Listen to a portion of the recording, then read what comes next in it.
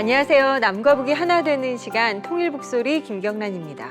몇 주 전에 탈북 청소년들의 학업 중단율이 일반 청소년들보다 높다는 안타까운 소식을 전해드렸는데요. 그럼에도 많은 탈북민들이 하나님이 주신 그 소명을 위해서 열심히 노력을 하고 있습니다. 오늘은 그중에 탈북한 지 5년, 영어 공부를 시작한 지 3년 만에 미국 콜롬비아 대학에 합격한 탈북 청년과 함께 이야기 나눠보도록 하겠습니다. 이성민 씨 함께 하셨습니다. 어서 오세요. 반갑습니다. 안녕하세요. 2009년 양강도 해산에서 어머니와 함께 탈북해 2010년 남한에 입국한 이성민 군. 남한 사회 정착을 위해 영어 공부에 몰입한 그는 2012년 제네바에서 열린 유엔 인권이사회에서 유창한 영어 실력으로 북한의 실상을 전하기도 했습니다. 이후에는 캐나다 정부의 초청으로 캐나다 의회에서 인턴으로 활동했습니다. 현재 미국 유학을 앞두고 있는 이성민 군의 생생한 간증과 통일을 향한 비전을 들어봅니다. 지현 씨, 네. 영어 공부한 지 3년 만에 이 와. 미국의 명문대에 합격했다는 사실이 믿어지세요? 그러니까 이 콜롬비아 대학교가 굉장히 명문 아닌가요? 저는 그렇게 생각을 했는데 굉장히 놀라운데 영어 공부를 몇 년 했어요? 13년 한 거. 안 되네. 23년 했나? 안 되는 것 같은데. 그래요. 근데 자, 영어 공부를 시작한 지 3년 만에 이제 미국의 명문대학에 합격했다. 이 굉장히 화려해 보이는 이 이야기 속에 얼마나 치열한 그간의 삶이 있었을까를 생각을 해보게 됩니다. 그리고 북한 분들 이렇게 항상 저희가 모시고 나면 그 근성이라는 게 있다라는 얘기를 항상 저희가 좀 많이 하는데 저는 정말 궁금한 게 이성민 씨, 북한에서도 공부 잘하셨어요? 근데 솔직히 말씀드리면 전문 교육 과정 제가 고등학교하고 그 2년제 전문학교 과정을 마쳤거든요.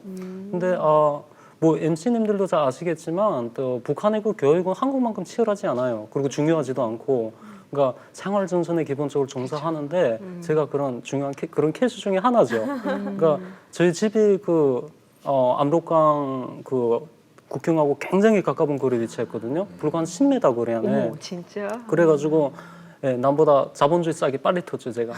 네. 그러면 자본주의 싹이 빨리 탔다는 얘기는 뭐 남들보다 뭐 어린 나이에 어떤 일을 겪으셨던 거예요? 그러니까 제가 한창 그 유년 시절을 보낼 때는 그 북한의 그 대량 학살로 막 그 고생할 때 됐거든요. 그러니까 북한 쪽을 보면 막 밤에는 막 정말 새까매까매요. 이런 전기 자체가 없으니까. 근데 저 그 한 3, 40m 그 압록강을 건너서 보면 정말 다른 세상이죠. 반짝반짝. 그렇죠. 그래가지고 그게 궁금해가지고 제가 그 12살 때부터 그 중국을 넘나들기 시작했거든요. 아, 그냥 호기심에. 그렇죠. 호기심이 사실은 호기심이 시작했죠. 근데 그게 가능했던 이유가 그 국경에서 살려나니까 그 국경 군인들의 순찰 배치, 그다음에 그 잠복 위치, 초소, 그다음에 중국 군인들의 경비 위치를 다 파악한 거예요, 제가. 그래가지고 그 밤을 이용해서 제가 중국을 넘나들기 시작한 거죠. 영리하셨네. 그때가 몇 살 때인데요? 12살 때 12살 제가 때. 처음으로 건넜어요. 12살 때 초소 위치 다 파악해서, 그러니까 그냥 막무가내로도 가서 아니고. 뭐 하신 거예요? 그러니까 처음에는 뭐 어떤 무슨 비즈니스나 장사 이런 개념 자체가 없었고 그냥 궁금해서 갔었는데 신기했죠. 그러니까 뭐 보지 않던 음식들, 그런 전기 환원 등불. 그런데 그게 그 돈을 만들 수 있는 기회가 있다는 걸 제가 느낀 거예요. 그러니까 북한에서 당시 그 강아지 있잖아요. 아주 작은 강아지. 정말 귀여웠어요.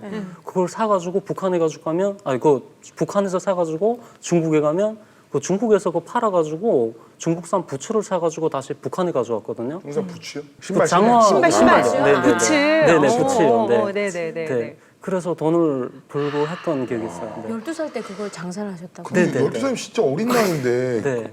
그렇게 물건을 이렇게 그러니까 지현 씨 12살에 뭐 했어요? 12살 때 뭐 엄마한테 화내고 그랬던 것 같은데. 간식 주세요. 네. 이러고 우리 다 그랬죠 뭐. 네, 배고프다고 뭐 밥 해달라고 그러고 그랬는데. 아니요, 원래 북한 사람들이 12살 때 장사를 하기는 해요. 근데 저렇게 그냥 엄마가 뻥튀기 같은 거 튀어다 주게 되면 나가서 시장에 가서 사발로 팔고 이 정도지 중국을 넘나들면서 장화에 부츠를 갖다가 그럼. 파는 거는 개를 팔고 막 그랬잖아요. 근데 그거 그래서 점점 발전을 했을 것 같은데 처음. 그렇죠. 네. 그러니까 그 재밌는 게 12살에 시작했던 게 제가 그 북한에서 떠나기 직전에는 그 자동차 엔진 그리고 모터사이클 있잖아요. 네. 네, 모터시클 같은 걸 중국산 모터시클 그걸 그 수입해다가 그 평양 함흥 막 사령 원산 이쪽으로 제가 기차를 붙이고 뭐 이런 걸 했었죠 제가. 아니 네. 굉장히 감시가 심한데 그걸 네. 엔진이 가볍지가 않잖아요. 그걸 그렇죠. 어떻게 들고 이렇게 규모가 이걸- 커서 그게 다 하는데 그게 다 방법이 있어요. 그게 네, 생각하면 뭐 안 될 것 같은데. 네 감시 그러니까 겨울에는 그 압록강을 일단 딱 얼면 아예 그냥 여기 경부 고속도로처럼 쫙 얼어붙어요. 그러니까 뭐든지 그 위로 끌어서 올 수 있고 그리고 여름 같은 때는 그 강이잖아요. 그 국경 군인들 저희 다 친구들 됐거든요. 그 걔들이 그 밧줄에 그 돌을 매가지고 중국에다 던져가지고 그 중국 쪽에서 그 제품을 그 플라스틱 백 있잖아요. 거기다 물이 안 들어가게 꽉 싸서 그 압록강으로 띄우면 아무리 무거운 제품도 물 위에서는 그렇네요. 기포가 그 있기 때문에 북한으로 들어오거든요, 그게. 네네.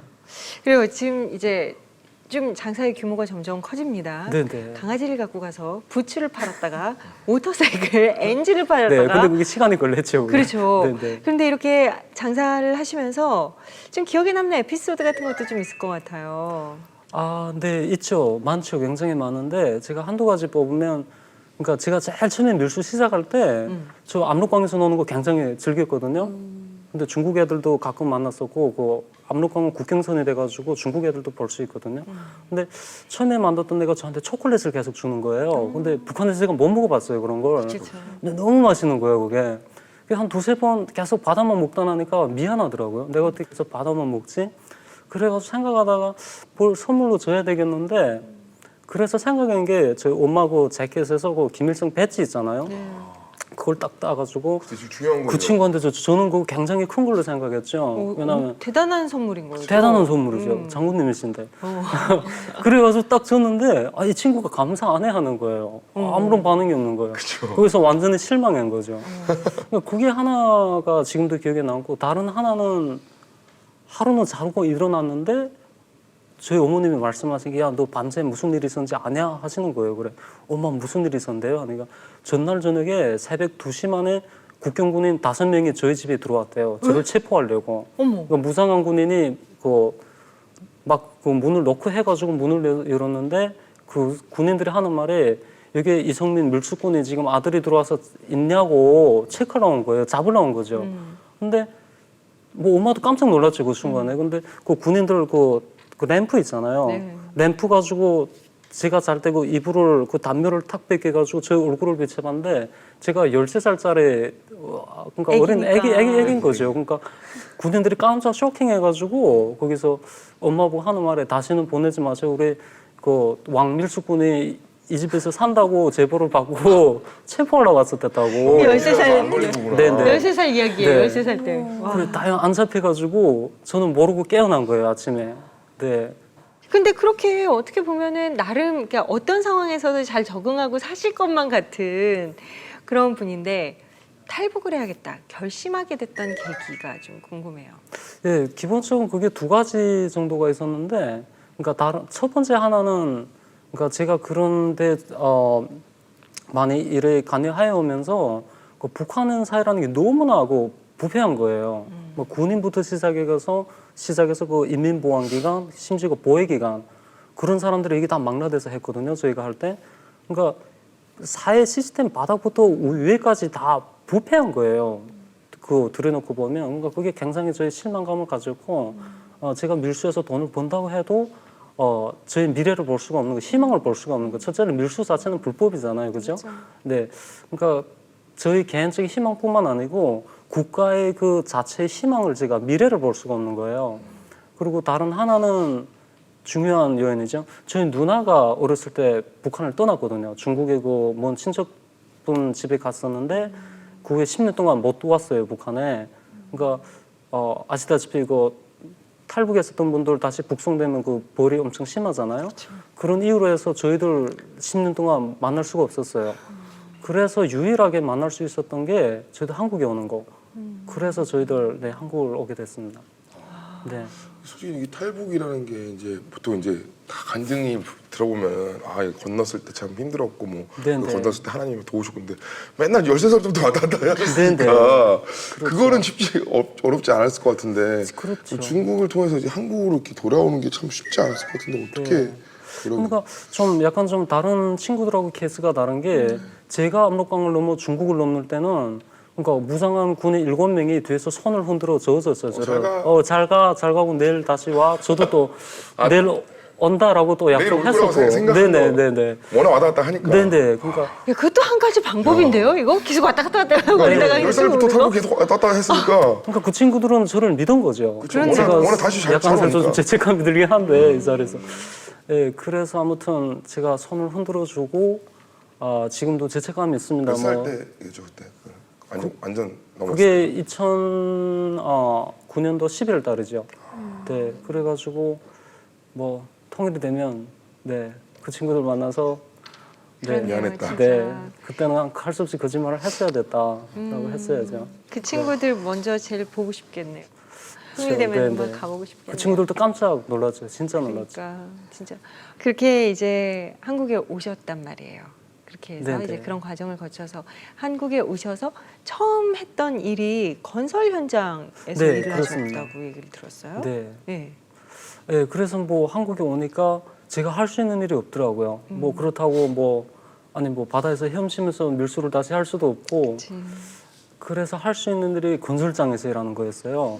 그래서 한 5, 6개월 동안 거기서 일했죠, 제가. 쉬운 게 아닌데 저도 해봤는데 근데 좀 네. 약간 후회하시고 다녀와서 체력도 많이 떨어져 있고 네네. 여러모로 좀 힘드셨을 텐데 네.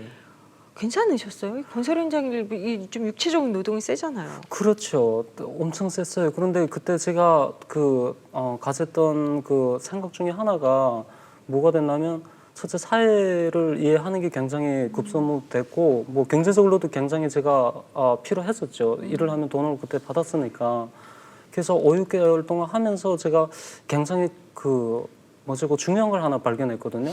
이거 한국에서 이렇게 내가 정착하려면 공부를 해야 되겠다라는 걸 느꼈어요. 왜 느꼈냐면 거기서 현장에서 일하시는 분들 중에서 진짜 한국 사람이라면 다섯 손가락 안에 꼽을 정도였거든요.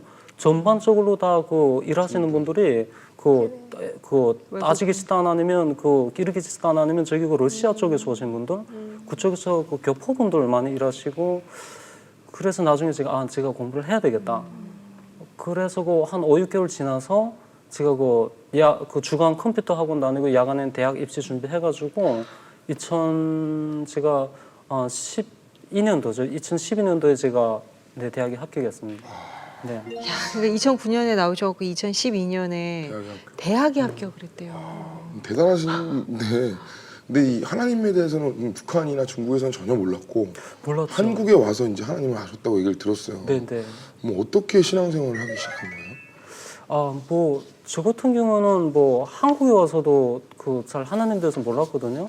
근데 간접적으로 하나원에서 듣긴 들었었는데 그때는 굉장히 부정적인 생각을 많이 갖고 있어요. 왜냐하면 많은 분들도 말씀하시는 거지만 굉장히 김일성 체제에서 쇠뇌하는 그런 느낌하고 너무나 좀 흡사하다라는 생각을 했었거든요. 그 얘기들 많이 하세요. 네네.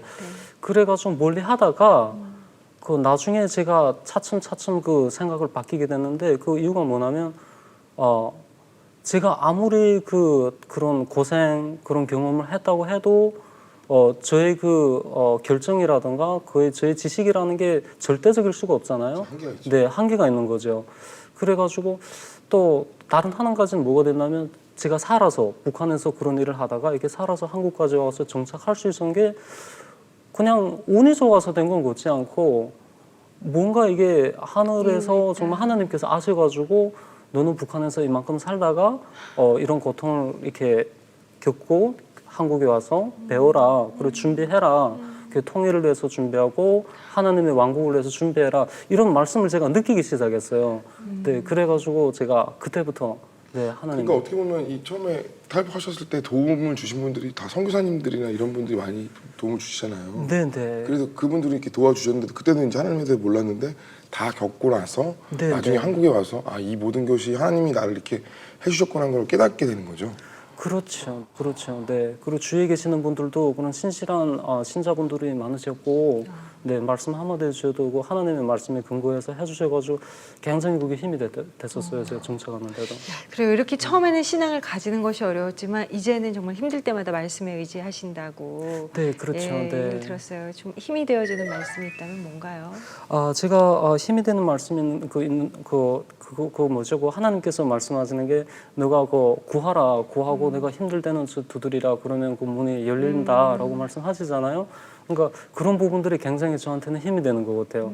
그래서 제가 할 수 있는 단계에서 최소한 노력하고 또 하나님께 간구하고 하나님 풀어주세요 이런 문제를 네 기도하면서 제가 살고 있습니다. 그래요. 아까 그랬잖아요. 한국 사회에서 내가 잘 살려면 일단 공부를 해야겠다. 네네. 그것도 참 놀라운 어떤 딱 결단이고 또 이제 공부를 해야겠다라고 생각했는데 또 영어 공부를 딱 하셨단 말이에요. 네네. 그건 또 어떻게 해서 그렇게까지 진행이 된 거예요? 제가 그 한국에 와서 굉장히 상처를 많이 받았어요. 처음에 딱 왔는데 그 스타벅스 던킨도넛 같은 건 제가 북한에서 구경도 못 해봤거든요. 당연하죠. 근데 커피숍 들어가니까 뭐 아메리카노, 카푸치노 뭐 한글로 썼는데 그게 뭔지 이해를 할 수가 없더라고요. 그리고 거기서 엄청 충격을 받았고 2012년도에 대학 공부를 시작하면서 영어가 중요하다라는 걸 제가 느끼기 시작했죠. 그때부터 제가 그 공간 시간들을 이용해가지고 예를 들면 집에서 그 학교로 지하철 버스로 통원하면서 제가 영어 공부를 시작했어요. 네.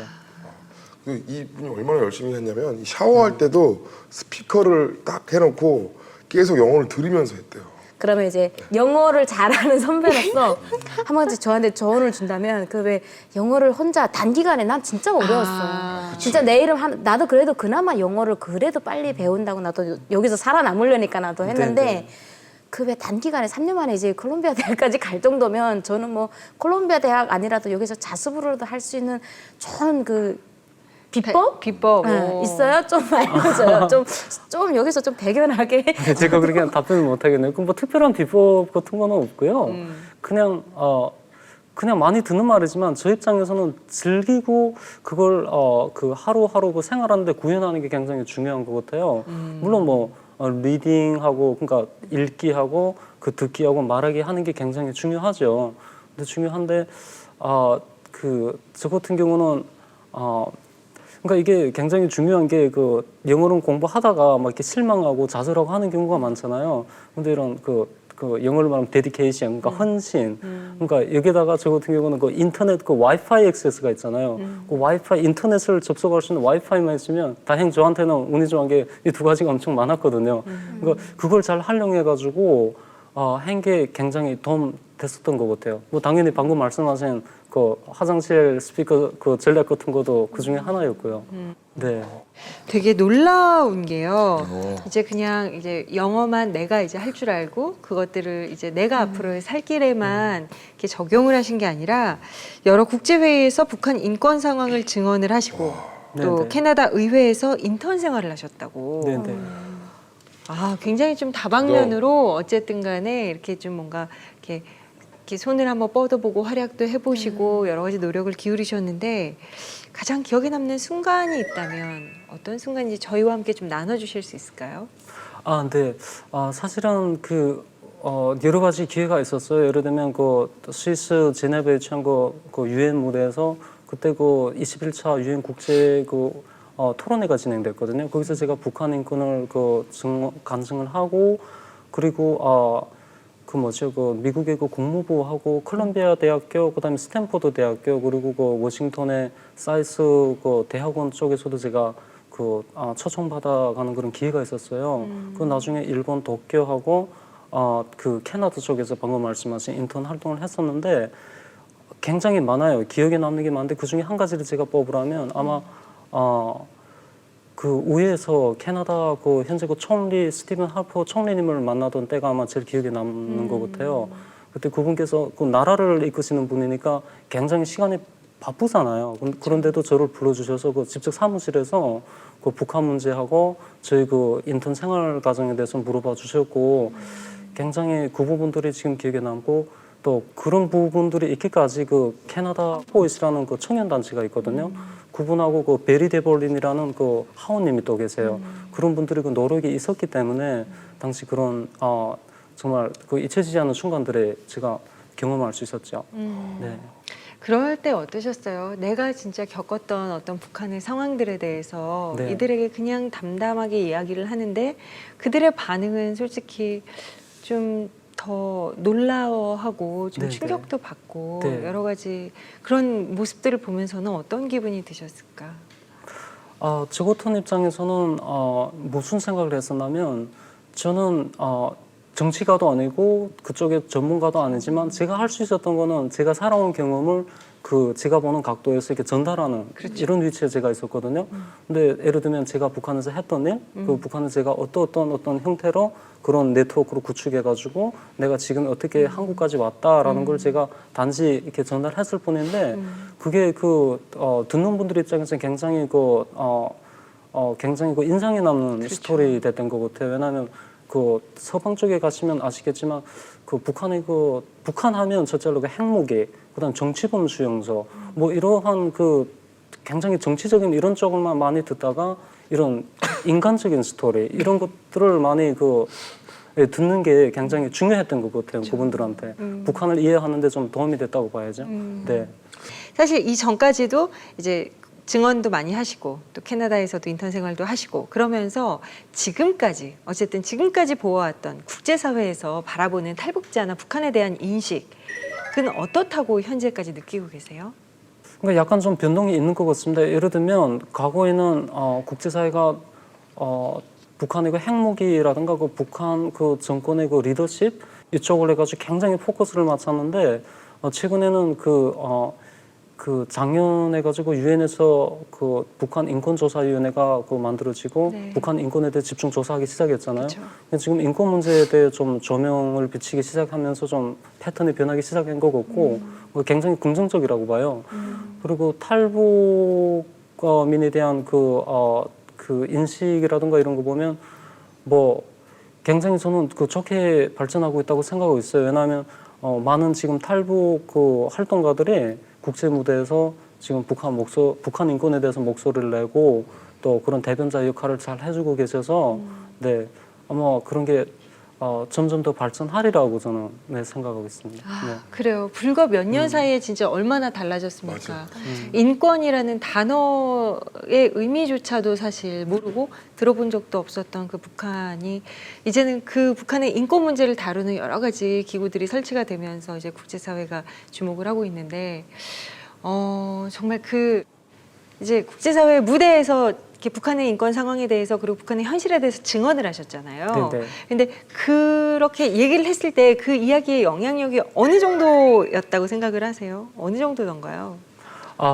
제 생각에는 그 영향이 아마 굉장히 컸던 걸로 생각하고 있습니다. 그러니까 나중에 저도 나중에 직접 들으셨던 분들한테 어떤 느낌이 됐냐고 물어본 적이 있었거든요. 근데 그분들이 말씀하시는 게 굉장히 북한에서 직접 탈출했던 분들 또 그분들이 직접 그 영어를 그분들이 목소리 그분들이 그 음성을 이렇게 국제사회에 전달하는 게 굉장히 그 임팩트가 있고 그 마음에 와서 닿는다. 그리고 그런 부분들에서 저희도 미처 몰랐다.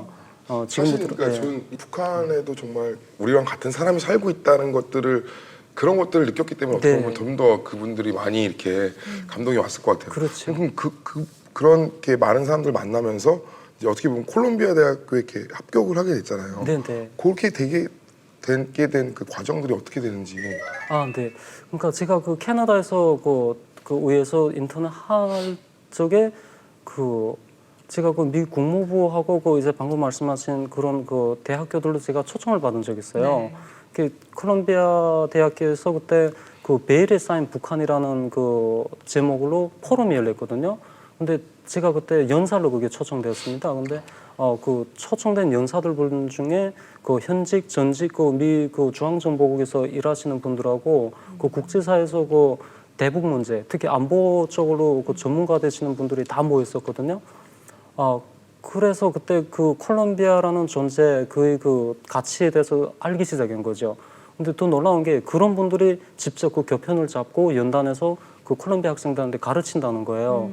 그래서 그때부터 제가 이게 콜롬비아 대학교가 내가 경험하지 못한 이런 놀라운 메리트를 가지고 있구나.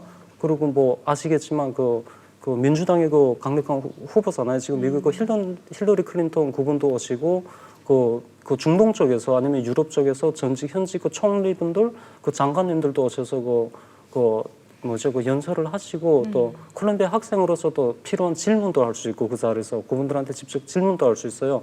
그러니까 이러한 것들이 아마 굉장히 제가 그 메리트를 느끼고 그때부터 제가 준비를 하기 시작한 거거든요. 네. 메리트를 느낀다고 이게 갈 수 있는 데가 아니거든요. 저도 메리트를 많이 느껴요. 근데 그거를 그렇게 어떻게 갈 수 있는 게 정말 대단한 것 같아요.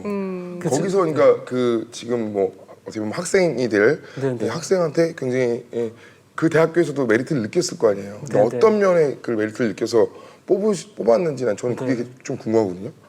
글쎄요, 저도 그 부분에서는 대학에서 왜 저를 뽑았는지 저도 근데 직접 거기서 물어봤어요. 연설을 하시고 그렇게 하셨나요? 네, 그러니까 그때 제가 목표를 하고 제가 1년 동안을 준비를 했죠. 2014년 동안 준비를 하면서 제가 콜롬비아를 다시 갈 기회가 있었어요, 뉴욕에.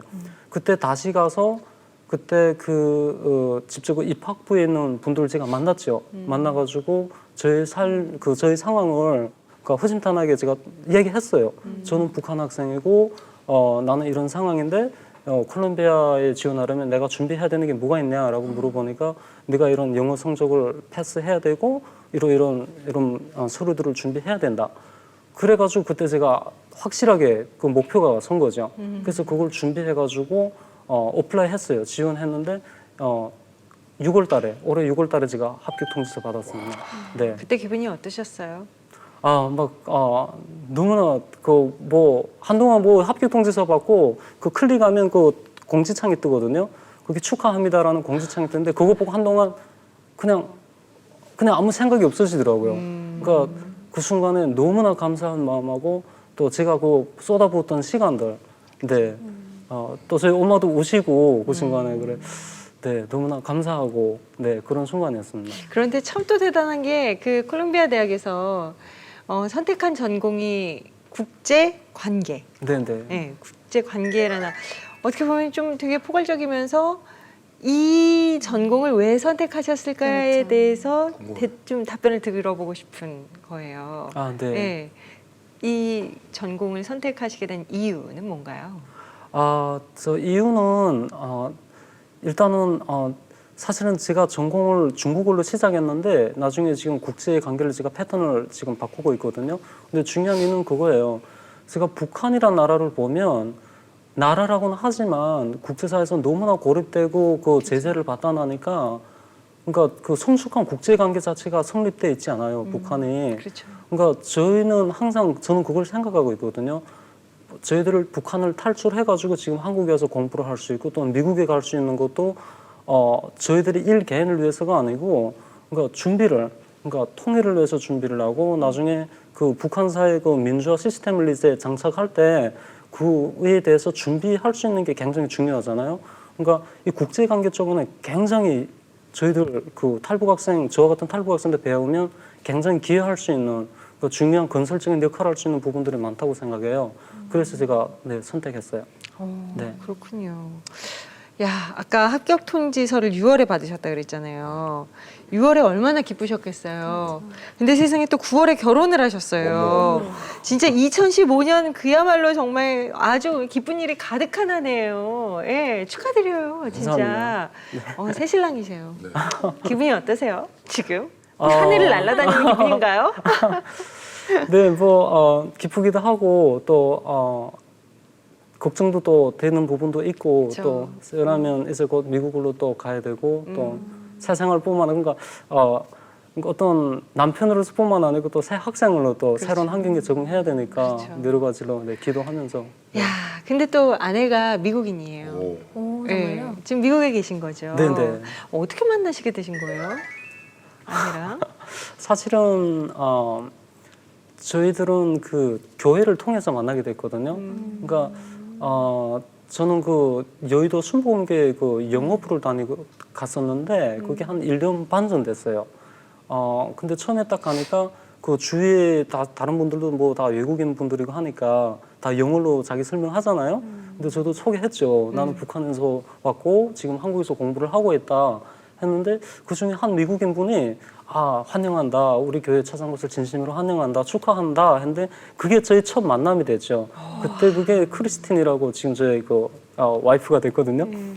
근데 그 후에 제가 한 번은 그 놀라운 계기가 있었는데 그 크리스틴이 그 핸드폰 그 홈스크린 화면 보면 그 북한의 그 어린 그 꽃제비 아이가 그 강냉이알을 땅에서 줍는 그 사진이 홈스크린에 있는 거예요.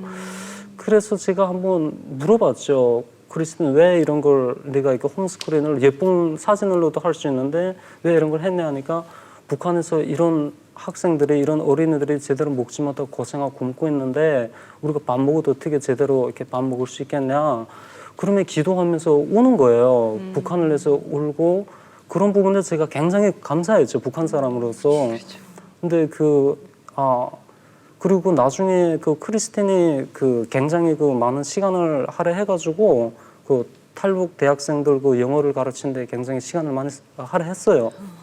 근데 그러는 과정에 제가 굉장히 조심스럽게 데이트 요청을 한 거죠. 네. 네, 조선에서 미합 중국에 데이트를 공식 요청한 거죠. 그래가지고 그렇네요. 네. 공화국에서 네. 조선민주주의인민공화국에서 미합중국에 데이트 신청하다. 밥 좀 먹읍시다. 그래가지고 네, 저희들 정말 북한을 위해서 꿈꾸고 또 통일을 위해서 기도하고 이런 측면에서 저희들 공유하는 점이 굉장히 같았고, 네, 그리고 8월 31일 날 이해 8월 30일 날 저희들 그 약혼을 했고 그 다음 날 9월 1일 날 놀라시겠지만 결혼을 했어요. 하루가 지나서. 정말 네. 언제 처음 만나신 거였죠? 그러니까 약 1년 반 전에 1년 반 전에 만나서 그렇습니다. 네. 그러면은 데이트 신청을 하신 게 1년 반 전이었고 한 네. 1년 반의 교제 기간을 거쳐서 네, 네. 9월 1일 날 결혼을 하신. 네, 네. 근데 또 아내가 우리 이성민 씨 신앙의 멘토시라고. 네. 정말 이렇게 신앙이 참 단단하시고 굳건하신가 봐요. 네. 그렇습니다. 교회에서도 그런 목자의 역할 같은 걸 담당했거든요. 그러니까 그런 신앙적으로 정말 어려움을 겪고 있는 분들, 막 정말 진심을 그러니까 시간을 바치고 정말 그 노력을 바쳐서 도와주는 이런 모습이 좋았고, 그리고 또 한국에 있으면서 그 영어를 가르쳤는데 그 학교 쪽에서도 굉장히 존경받는 선생님으로 그렇게 네, 잘 알려져 있어가지고 저한테는 굉장히 그 의지가 되고 힘이 됐죠. 그러네요. 네, 신앙적으로요. 네. 올해 결혼을 하셨고 지금 한국에 이제 혼자 계시니까 아내를 보기도 해야 되고 또 공부도 하셔야 되고 그래서 올 12월에 이제 출국을 하신다고 얘기를 들었어요. 근데 참 이게 부푼 꿈에 비해서 현실이 녹록지가 않은 게 학비 같은 문제도 있을 거예요. 그렇죠. 네, 그런 네. 경제적으로, 재정적으로 우리가 당면한 현실의 문제 같은 것들은 어떤 식으로 지금 해결을 하고 계신지. 네, 제가 지금 그 등록금 문제가 제일 큰 문제거든요. 네. 예를 들면 제가 적어도 8만 불 정도를 제가 입증해야 되거든요. 12월 중순까지 입증해야 그 F1 비자라고 학생 비자가 나와요. 그래 제가 내년 1월 달부터 그 봄학기를 시작할 수 있거든요. 근데 지금 그 돈이 안 돼가지고 사실 제가 올해 9월 달에 그러니까 전달에 시작했어야 되는데 돈이 안 돼서 시작 못 하다가 미뤘죠. 지금 한 학기를. 적어도 12월 달까지 입증해야 제가 봄학기 시작할 수 있어요. 아니면 제가 뭐 합격이 취소된다고 뭐 하더라고요. 그래서 제가 찾은 하나님께 기도를 하고 최근에는 그 펀드레이징 그러니까 그 웹사이트 있잖아요. 그걸 제가 지금 하고 있어요. 그러니까 그 세계 각지에서 여러분들이 뭐 한 푼, 두 푼 또 마음과 그 성원을 담아서 보내주시고 또 국내에서도 보내주시고 해서 지금 한 오픈한 지 한 일주일 정도 됐는데 지금 $3,000 정도가 넘게 모금됐어요. 네. 8만 달러. 네, 네. 8천만 원 이제 8천만 원. 네, 네. 웹사이트 모금을 하는 주소가 제가 이렇게 가만히 보니까 되게 쉬워요. 성민리nk.com이거든요. 이것을 통해서 이제 성민 씨 응원하시고 싶으신 분들의 그 도움의 손길들이 많이 모아지리라고 저도 기대를 하고 또 그러기를 진심으로 바라겠습니다. 앞으로 펼치실 일이 정말 많아요. 그리고 역할이 많을 것 같아요. 네. 성민 씨가 해주셔야 할 역할, 하나님께서 성민 씨를 통해서 이루고자 하시는 일들이 꽤 많을 거라는 생각이 들어요. 물론 하나님 앞에서 바로 서 있고 우리가 그 중심을 잃지 않을 때 하나님께서는 성민 씨를 통해서 일하시겠죠. 앞으로 품고 계신 비전이나 기도 제목이 있으면 함께 나눠주시겠어요? 네. 제가 항상 그 기도하는 것이지만 그 북한 주민들한테도 불쌍한 북한 주민들한테도 그런 희망의 빛이 가닿도록 하는 게 저는 항상 기도 제목이었고요. 그리고 저희 같은 탈북 대학생들이 그 정착 잘해가지고 또 그 필요한 재능, 능력 또 그런 지혜가 또 받을 수 있도록 하나님께서 정말 하나님께 기도하는 게 또 두 번째 중요한 거고 그리고 마지막으로는 제가 지금 준비하고 있는 이 모금이 시간적으로 얼마 남지 않았거든요. 그래가지고 정말 하나님께서 정말 제가 필요한 시간에 정말 필요한 이 자금이 모여서 저희 희망과 도전, 이 콜롬비아 대학교에서의 그 꿈이 이루어질 수 있도록 기도를 부탁드립니다. 네. 그래요. 하나님이 한 영혼을 향해 갖고 계신 계획과 그 일을 이루시고자 하는 그 마음의 그 하나님의 그 마음이라는 것은 와 정말 비단 성민 씨만의 이야기가 아니죠. 우리들의 이야기입니다. 나를 통해 하나님이 이루실 것들에 대해서 기대하고 희망하고 소망하고 그 기대를 꺾지 않는 것. 그리고 진짜 아까 성민 씨의 이야기 중에 저는 그 이야기 하나님이 왜 나를 그렇게 지내게 하셨고 북한에서 고만한 시간을 지내게 하셨고 또 이렇게 넘어와서 이 시간을 또 지내게 하셨고 왜 그랬을까? 그럼 내가 지금 서 있는 곳은 어디인가? 그리고 나는 어떤 사람인가에 대한 고민 이것들이 어떻게 보면 지금까지 성민 씨를 이렇게 딱 서 있게 했던 힘인 것 같거든요. 저는 그 힘을 잃지 않고 정말 그 하나님을 붙잡는 그 믿음의 그 단단함으로 앞으로 더욱더 이렇게 정말 발전해 나가고 그것들을 꽃 피워가는 성민 씨가 되기를 정말 진심으로 응원해요. 예, 항상 좀 나이 연배가 있으신 분들의 이야기를 듣다가 정말 이제 앞으로가 더 기대되는 성민 씨를 보니까 저희들의 가슴도 많이 설레거든요. 그러니까 감사합니다. 예, 그 마음을 그 응원의 마음을 딱 이고지고 미국 가셔서도 정말 그 하나님의 사람으로서 하나님이 계획하신 어떤 일들을 행할 하나님의 사람으로서의 정체성을 잃지 않으시기를 저희들도 응원하겠습니다. 감사합니다. 네. 자, 오늘 이렇게 나와주셔서 감사드리고요. 12월에 가셔서 아내와 또 행복한 시간 잘 보내시고요. 또 감사합니다. 정말 하나님이 열어주신 그 이제 미국에서의 대학 공부도 정말 잘 열려주기를 저희도 함께 기도하겠습니다. 네, 고맙습니다. 네, 남과 북이 하나 되는 시간 통일북소리 오늘 시간은 여기까지입니다. 저희는 다음 주에 다시 찾아오겠습니다. 고맙습니다.